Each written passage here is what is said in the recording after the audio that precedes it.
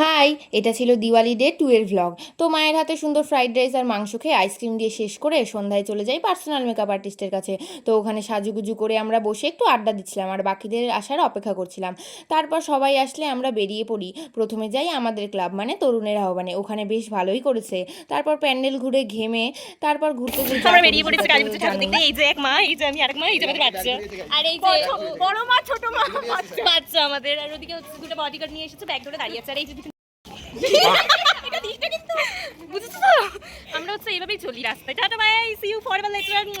তারপর গেজানো হয়ে গেলে আমরা ভারতী স্পোর্টিংয়ে যাই, ওখানে মাকে প্রণাম করে প্যান্ডেল ঘুরে ছবি তুলে তারপর এই যে দুটো ভাই এসছিল, এই মহিলাগুলো ওদের ব্যাগ এই ভাইদের ধরিয়ে দিয়েছিল।